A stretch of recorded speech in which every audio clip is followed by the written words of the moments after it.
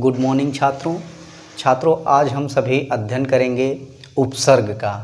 देखते हैं परिभाषा आपकी लिखी हुई है। उपसर्ग का अर्थ क्या होता है? वे शब्दांश जो किसी शब्द के पूर्व में, पूर्व का मतलब होता है पहले, जुड़कर उसके अर्थ में परिवर्तन करते हैं, उसे उपसर्ग कहते हैं।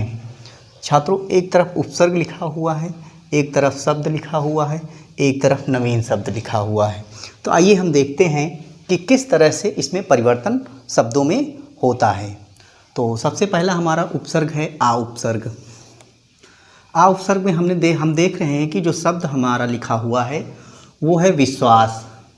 तो अगर हम विश्वास में आ उपसर्ग लगाएंगे तो इस विश्वास शब्द का जो है वो परिवर्तन हो जाएगा और लिख गया है आपका अविश्वास। यानी विश्वास में हम आ उपसर्ग लगा दिए हैं तो इसका जो है शब्द परिवर्तन हो गया है, यानी बन गया है क्या? अविश्वास। दूसरा है अति उपसर्ग। अति उपसर्ग इधर लिखा हुआ है वृद्धि।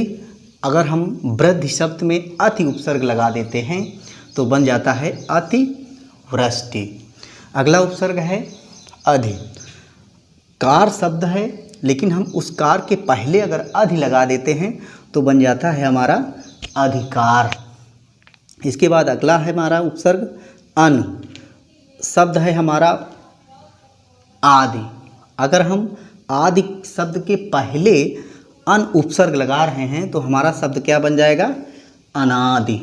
ठीक, इसके बाद आपका उपसर्ग आता है अनु। शब्द है आपका करण। अगर करण शब्द के पहले हम अनु उपसर्ग लगा रहे हैं तो हमारा नवीन शब्द कौन बन जाएगा?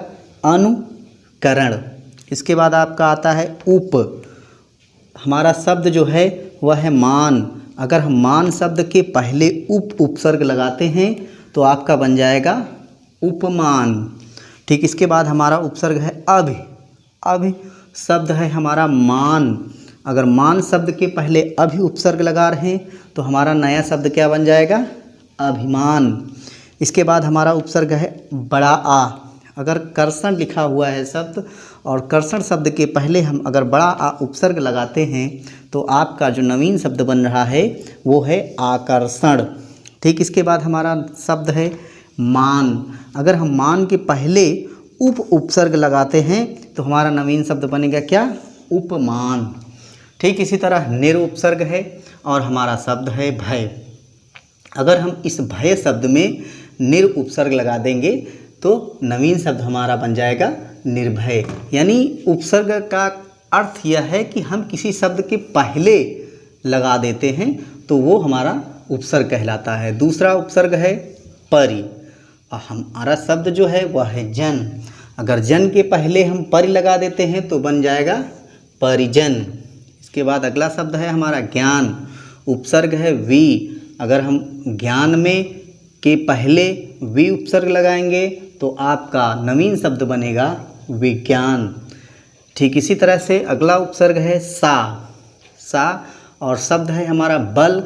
बल के पहले अगर हम सा लगा देंगे यानी सा उपसर्ग लगा देंगे तो हमारा शब्द बन जाएगा नवीन शब्द सबल। ठीक, इसी तरह से सह उपसर्ग है, शब्द योग है। इन दोनों के मेल से सहयोग नवीन शब्द बन जाएगा। इसके बाद सु उपसर्ग है, कर्म शब्द है, इसके जोड़ से हमारा सुकर्म बनाया जाए, सुकर्म शब्द बन जाएगा। तो इसलिए छात्रों ध्यान दीजिए, हमेशा यह ध्यान देना कि जब भी हम उपसर्ग पढ़ेंगे तो उपसर्ग हर शब्द के पहले ही लगता है। जब भी पहले हमें उपसर्ग मिले तो समझ लेना वो उपसर्ग है। और यह भी ध्यान देना जो भी शब्द हो उसका एक नया या अलग अर्थ हो। ऐसा ना हो कि उसका कोई अर्थ ना हो, यानी उस शब्द का अर्थ निकलना चाहिए। उपसर्ग लगाने के बाद भी उसका अर्थ निकलना चाहिए, यानी इसका भी अर्थ होना चाहिए और इसका भी अर्थ होना चाहिए। तो छात्रों उपसर्ग की परिभाषा आपको समझ में आ गई होगी और उपसर्ग भी समझ में आ गया होगा।